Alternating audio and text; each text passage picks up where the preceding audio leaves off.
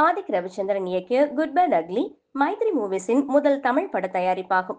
April 10ஆம் தேதி வெளியான அஜித் குமாரின் குட் பேட் அக்லி படத்தை ரசிகர்கள் உற்சாகத்துடனும் கொண்டாடினர். அஜித் த்ரிஷா நடிப்பில் நேற்று உலகம் முழுவதும் வெளியான குட் பேட் அக்லி ரசிகர்களின் எதிர்பார்ப்பை பூர்த்தி செய்ததா என்பதை பார்ப்போம். தனது மனைவி ரம்யா மற்றும் மகன் விகான் ஆகியோருடன் மகிழ்ச்சியான வாழ்க்கையை வாழ தனது கேங்ஸ்டர் தொழிலை விட்டுவிட்டு செய்த தவறுக்காக ஜெயிலுக்கு செல்கிறார் அஜித். தனது குடும்பத்திற்கு ஆபத்து என்று தெரிய வரும்போது ஸ்பெஷல் பெர்மிஷனில் வெளியே வருகிறார் அஜித்.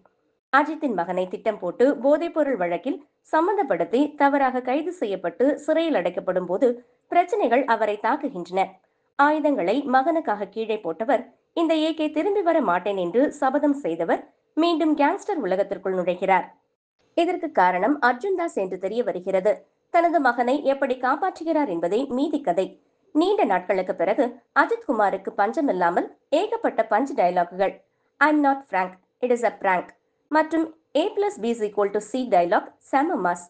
வில்லத்தனத்தில் என்னை அடிச்சுக்க ஆளே இல்லை என்ற அளவிற்கு மிரட்டி இருக்கிறார் அர்ஜுன் தாஸ்.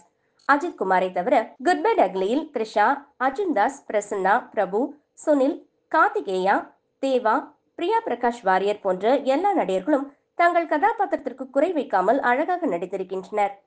ரெடின் கிங்ஸ்லி காமெடியால் தியேட்டரை குலுங்க வைத்திருக்கிறார்.